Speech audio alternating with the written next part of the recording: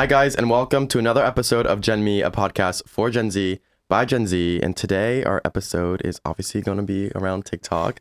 One of the beauties of TikTok is that it really gives everyone the same amount of chances to go viral. And as a result, we see this collection of unique and interesting videos and trends going on. So one of these trends that I've seen recently is called Fridge Talk. And it's a dance created by our next guest, Lars, who has over 600,000 followers and over 28.5 million likes across his dance videos. So welcome. Thank you. Yeah, first podcast. Excited to be here. Fridge Talk is quite confusing, so I'm excited to get it out there and talk about it. Let's break down Fridge Talk. I always love having breaking someone's podcast virginity. Yeah. Oh yeah. Like I've had so many guests. Let's do it. Let's pop the cherry. So let's just get straight into it. What is Fridge Talk? So it was just me bored in quarantine. I think I was just kind of like almost going crazy and put my phone it's my parents' fridge. So it was during quarantine. Yeah, this was back in 2020, but then kind of went home around the holidays and had a resurgence of it. Mm-hmm. So it just kind of brought everything back to light. But it was pretty much just me putting my phone on the fridge and pushing it, starting the timer. And then I would kind of let it glide as I do a dance move across the room and then chop it up into different clips and put it to a different song. And I think the first one I did was the tap, tap, tap, and that dance. And it just kind of blew up and suddenly it was my niche. Yeah, no, it literally it looks professionally made. I don't know, are you a dancer? I am, yeah. I grew up dancing, so I kind of was just I'm just gonna try to do something that nobody's really done. And then everybody always was people have seen this before, and I'm show me. I've never show me their fridge.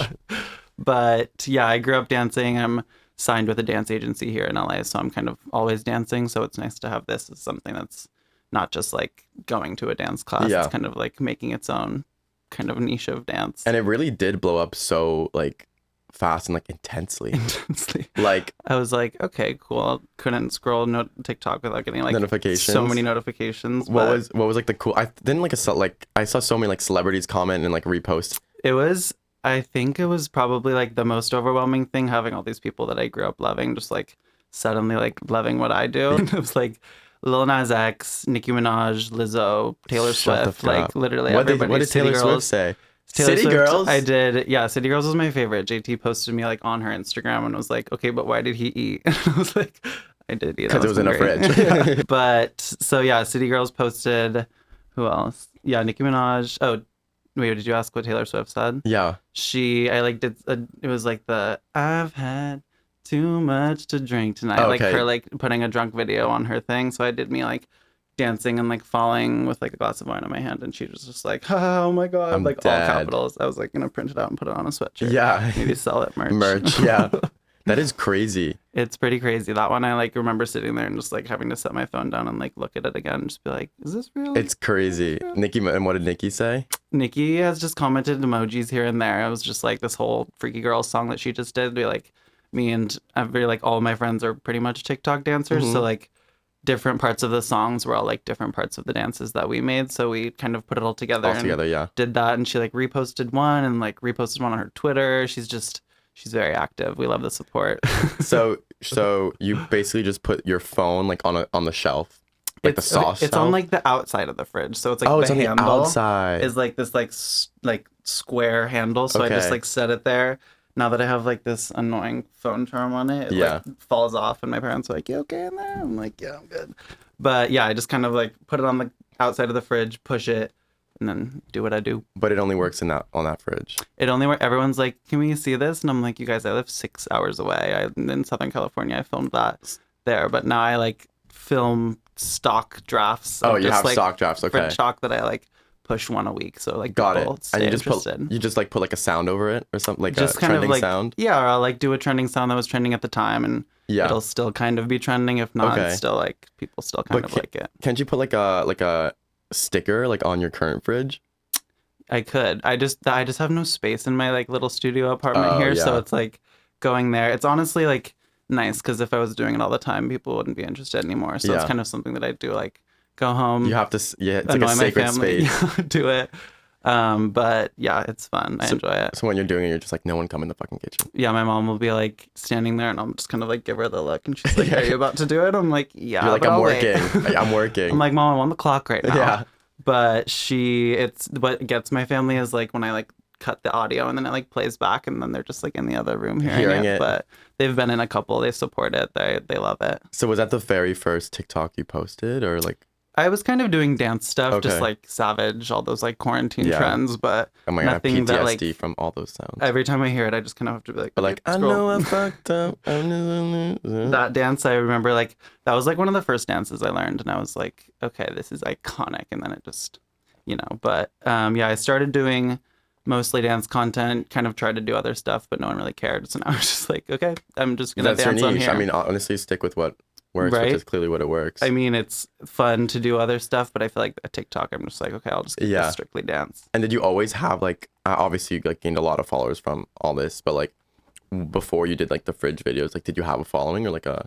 I had like 15K, and then I think like that was a lot though for back then, like 15K. Yeah, it was like enough to like get me like a partnership for like the first time, and it was like cool, and wasn't my full-time job at the time, but it was like definitely giving me a taste of it. But then posted the first fridge talk, and I think it got me to like 20K, and then suddenly I was at like snowballed. Yeah, and then I was at like 100K for a while, and then this holiday season I like started making more and it just took off. So here we are. So you said it's a full-time job now? It is. Are you doing social media full-time? Mm-hmm. So what does that constitute? That kind of looks like just me waking up and kind of doing what I do, but I signed with Grail Talent recently, so that's kind of like I have my 2 managers. Shout out Stephanie and Amanda. They're the best. Congratulations, first of all. Thank you. Yeah, it kind of exciting. That changed everything, honestly. That was like kind of a pivotal point where I was like, okay, this is more constant, and I'm doing a lot more like brand partnerships with like bigger brands and less like getting it on my own. And that was kind of my thing. Like I hate negotiating money. Like I hate, people just will be like, okay, what do you rate? And I'm like, I don't know, like $200. But like it's literally like I just like cut myself short so often. So it's nice to have people to kind of like advocate for me. And I feel like they also like, does the management also like they outreach to brands, whereas like if you didn't have management, you just like wait for them to come to you, right? Yeah, I would have days where before I had like my managers, I would just be like, okay, I'm gonna sit here and like reach out to all these brands that I want to work with. Some of them would work out, some of them wouldn't, but then now it's kind of like something that they have all these connections, and they just can like, if I'll be like, hey, I want to work with this brand, they just like, great, we know someone there. Let's do awesome. And it is awesome. It was like that is kind so of cool. shocking. I was like, wow. It unlocks like a whole new world of possibilities. Whole new world. I was just like, I mean, because you see people doing this online, and you're just like, but no one really talks about what happens behind the scenes, like how you'd make it happen, and then you like see someone doing it, or you start doing it yourself, and it just kind of all becomes real. And so now I feel like I'm at a place where I can kind of help my friends and other people understand it, because it's like pretty simple once you know it, but it definitely is like so new to me. Yeah, that's kind of why I also like started this podcast, is like as a way to kind of peel back the curtain behind like the entertainment or like social media like industry, and just like kind of see like what happens on the inside in. Yeah, you know? I feel like it's cool because it's not something people really talk about in the industry. It's just kind of like, you just see all like the glitz and glamour of it, but like you don't know like what goes on behind the scenes. And there's so much that goes behind the scenes. What goes on behind the scenes that you're allowed to say? I don't know. I feel like there's been times where I've been like super excited to work with a brand or like another creator, and it's just like a letdown, or it's like you just kind of, this could happen, and then exactly what you think is going to happen happens, and you're like, okay, glad to know that they work that way, and you kind of find your people that you work well with, and I feel like that is great, but you definitely meet some shady people in the industry, that's for sure. I mean, yeah, it's LA, especially like the influencer industry is just like, it's a lot. I've heard take breaks. Yeah, I mean, I've seen on like TikTok and stuff like that. Like, it's not it. It's it if you find the right people.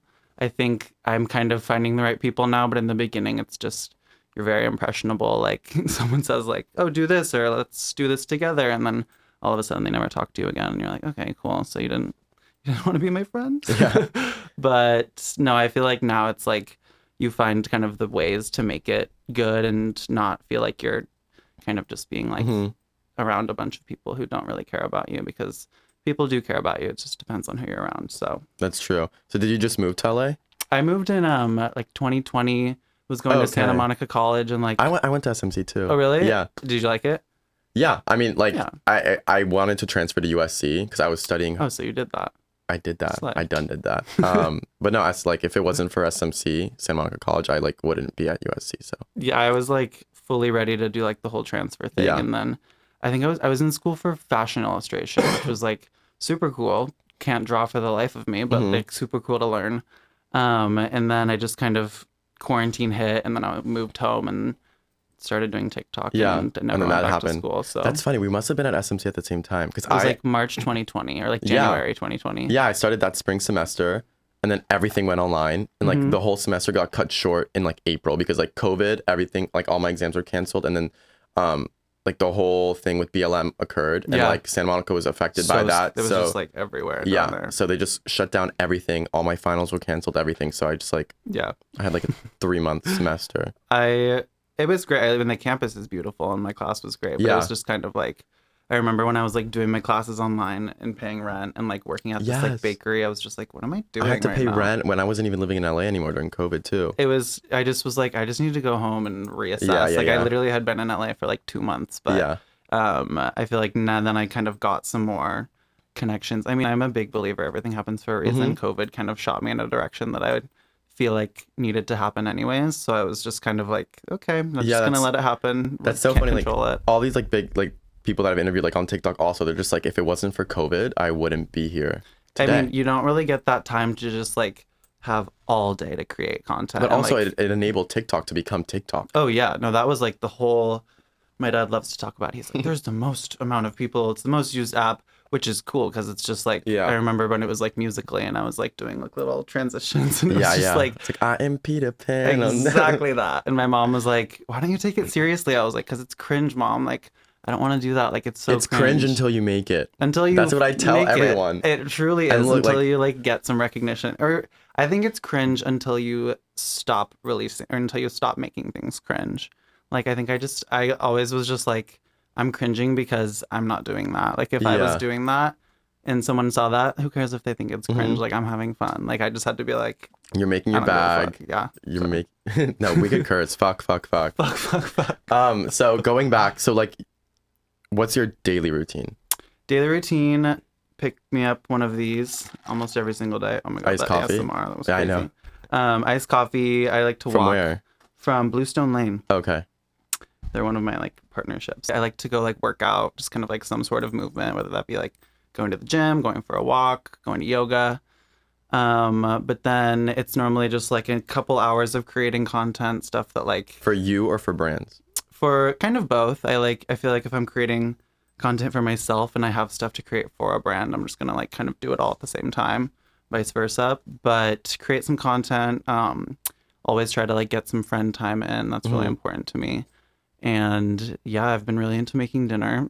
Okay. Kind of starting to cook now. I'm into supper. Yeah, I'm into supper. I'm into a quick little supper. But no, I've been kind of obsessed with where I live is like Trader Joe's, Target, CVS, coffee. So I'm literally just like walking. Erewhon too. So it's like, it's great. But I'll go and like get my groceries and then it'll just kind of be an activity. So I've been trying to cook a lot of dinners recently. Fun. It's wholesome. Wholesome, yeah. I'm like, I live alone now. So I just kind of like turn on my music, do it. Yeah. It's great. So when you say that you like create content, like is it just like stuff like you're hopping on trends that you see or like things that like you put in your notes app, for example, like video ideas or... Yeah, I mean, it's like, it's honestly rare that I like put something in my notes and actually execute it. I have so many things that I've been wanting to do for months, but like the shit that blows up is normally just me being like, okay, I'm setting it up. Things that you don't plan. And do it. Also. Things that I don't plan. The things that I plan, you can tell that I plan. And honestly, it's like, if I saw that, I'd be like, oh, this doesn't seem like they just like are... It's not like they're just like genuinely something they would like do with their friends, because that's like what people want to see. Yeah. So yeah, I normally will like hop on a trend just to like keep people kind of like in the loop because people love to be a part of it. And then normally I'll try to like create something that I actually like am like really passionate about, like a dance or just like a dance that I'm like, yeah, I slayed that. Like it's like it doesn't happen very often. So it's like kind of just a whole whirlwind of content. So what's your favorite trend that you've seen on TikTok? Ooh. Favorite trends? Other than fridge talk. Any dance trends? Wait, I wrote some down. Yeah, he took notes, guys. He came prepared. I took notes. He said this is class. He misses school. I really miss school. No, I don't. I take that back. But favorite trends? Oh yeah, any dance trends. I love like trends that involve like a group, like something that like my friends will send on a group chat and be like, we're doing this tonight. And we're like, okay, and we do it. And it kind of involves everybody and it's super fun. So like that, Oh, I love like transitions. Like when someone, if like anyone thinks of like a new like transition to like look hot and like have like a little. I love up. like like I love like also like when you're getting ready for the night, like you do like a transition thing with like all like, your friends like walking looking hot. It's so iconic and just like empowering, and I'm just like, I love it. Yeah. To look back on that when I'm like not feeling so hot, I'm like, it's doable. I can do that. That is me. That is not someone else. And then what about the worst trends or trends that you don't like? Oof. Any trends that like put people down. I hate when people are like, this is my like nightmare sesh, and it's just like a bunch of creators that like I know, and I'm just like, no way they put them in that. Yeah, people just like this like kind of just putting creators down that they like don't know anything about them, not like other than their TikTok profile. Yeah, like especially like bigger creators that like you meet and they're just like the nicest human, and then you see people tearing them up in like a trend on TikTok. So I hate stuff like that. I hate that one dance that's like the kick. I love that dance. Oh my God. This one, because it's easy. It is easy, like but I think it's been easy for too long at this point. Like, bitch, it's for us non-dancers. Sorry. I'll create a new one that's easy for everybody. Please. But no, that one I can only get behind. Like, had a couple drinks, someone says, let's do it. But like, I am getting over it. Oh God. Now you coming for me on my own podcast. The way I didn't even know you, I thought you were gonna be like, yeah, I hate that dance. No, you're like so ready to like. No, okay, fine, I love it. No, I'm just kidding. And then what about TikTok crushes? TikTok crushes? Oh, I wrote this down. It's this like couple. I think their names are Blake and Grace, and they are just like, they kind of look like they're like not from this generation, and they're just like post content, and they're so funny. What do you mean not this generation? They just like don't look like they're like an active couple. Blake. Their ads are and Grace TikTok. B Huncho 12 and like Gray. B Huncho. Let me see if I can find a video. They're just like funny and they're both hot and it's annoying. Oh, they are cute. So they like post like celebrity content, like a couple content. Yeah, they're just. I feel like they do one like this kind of stuff. This. Yeah. Yeah. They're just like both hot, and I'm intrigued, and I like couples that look happy. Oh. Yeah. So do you think like all these couples on TikTok, are they happy?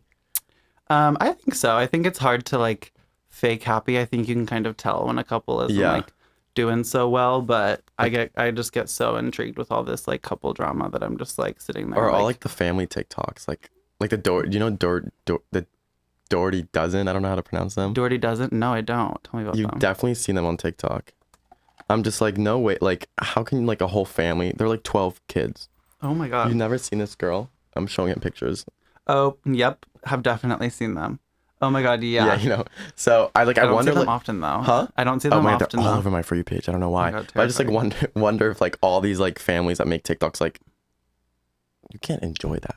I guess I feel like especially with a big family like 12 kids. 12 kids. No, I think they have 14 or 13 now. And like growing up doing that too, like I cannot imagine growing up and like seeing TikToks that I made with my family. Probably would be cute, but like things that like I would just be like, oh my God. And you have to make them like be in the video and yeah. I mean, it's kind of like a content house, but you're related, which is like kind of a nightmare. Yeah. So it's like.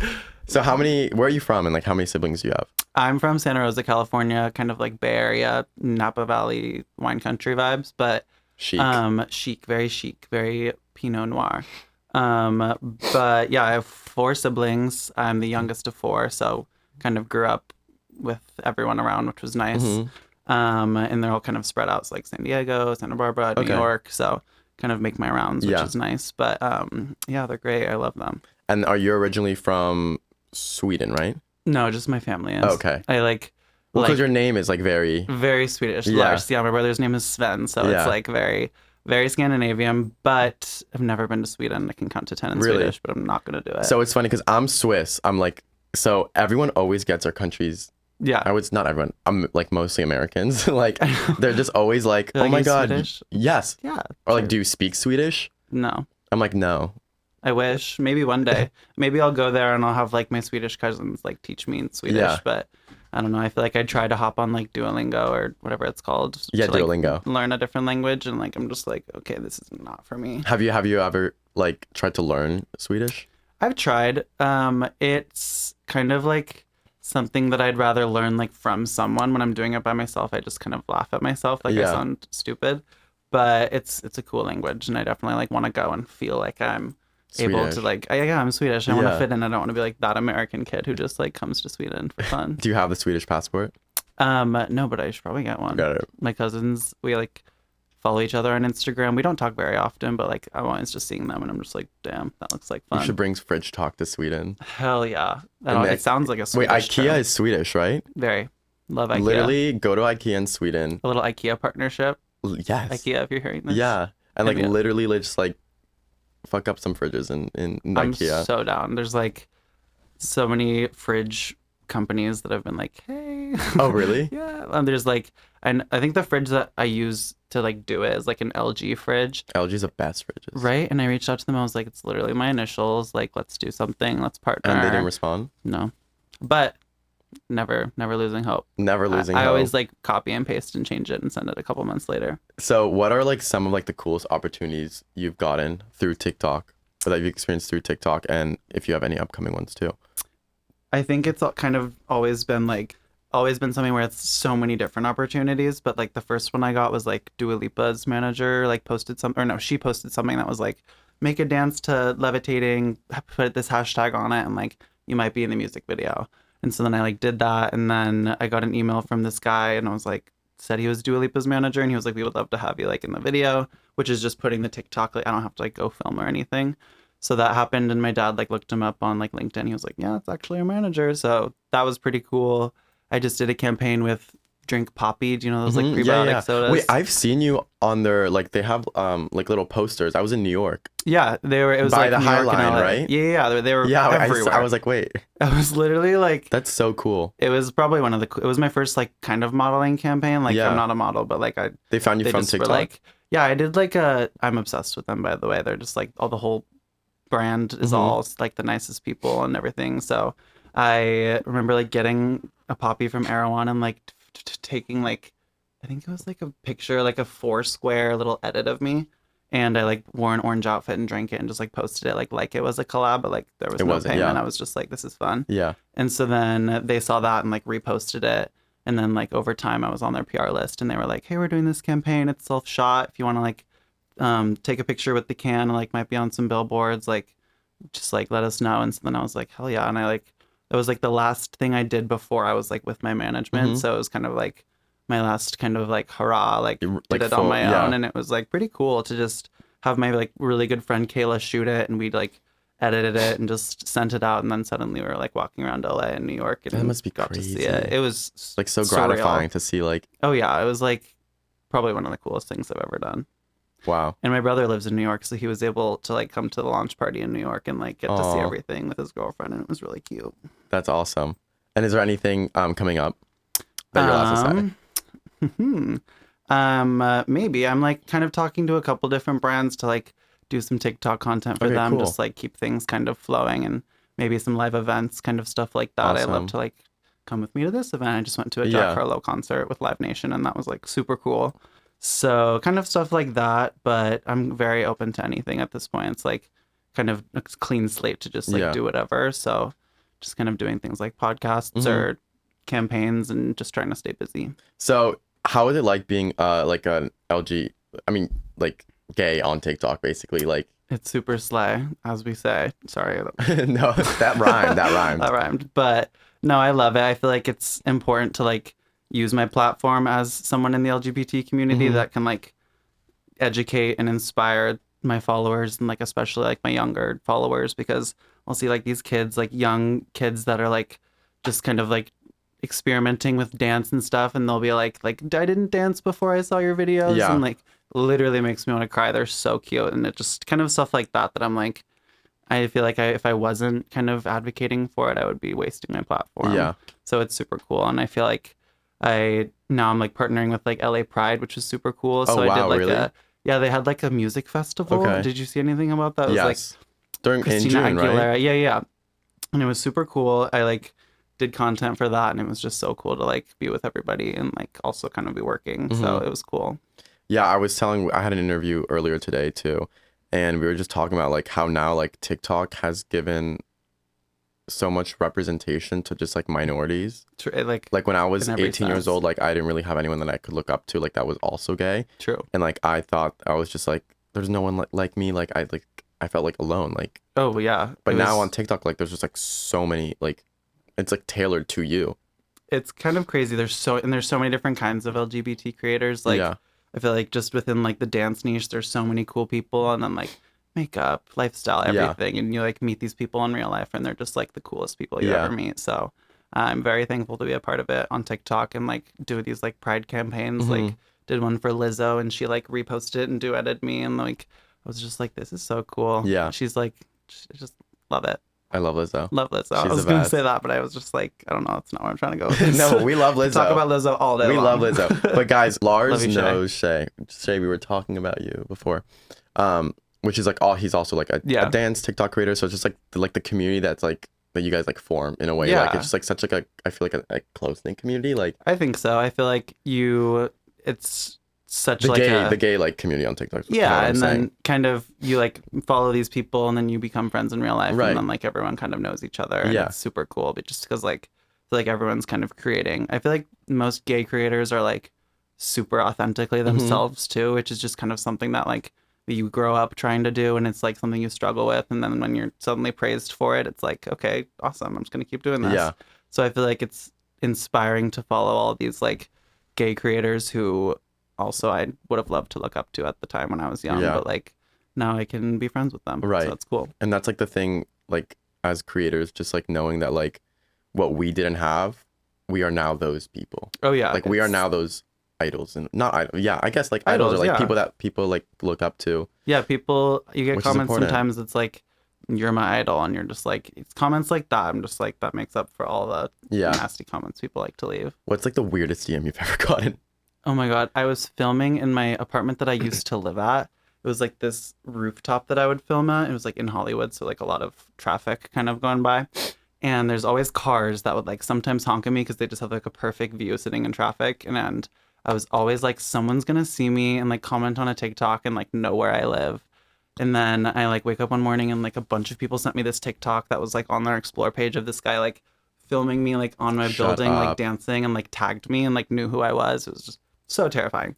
So that was kind of a little weird, and I like didn't want to be like, you're fucking weird, why'd you post that? So I was just kind of like, thank you for the support. Like didn't want to upset him because he knew where I lived. Don't live there anymore, so now I can like, you know, say whatever I want. No one can dox you. No one can dox me. That is terrifying. It was like, that's when my parents were like, do you think this is funny? I was like, no, I'm actually terrified. Yeah. So stuff like that, but happens to everyone. I feel like LA is so small, it seems so big, but like you really like see people everywhere, and I just was like, it's bound to happen at some point. So glad it happened when I was in my old building. And do you see yourself living in LA?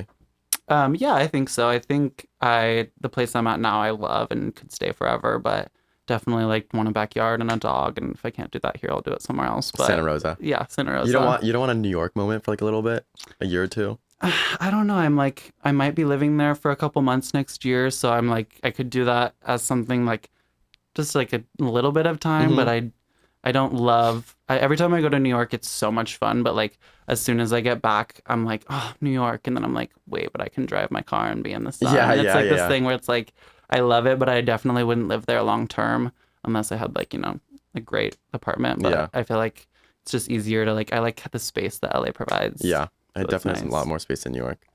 Well, before we wrap up, is there anything that I didn't get to ask or that you want to add? Or I don't think so. I think we kind of covered it all. That was good. Yeah. I feel like we had like a really dissected fridge talk and everything else. I know dissected was like the worst word to say. No, I think we really tore it apart and gave the people what they needed to know. Well, before we end, do you want to drop your socials? Sure. So I'm at Lars Gummer on everything. Do you want to spell it? That's literally it. Oh yeah, at LarsGummer.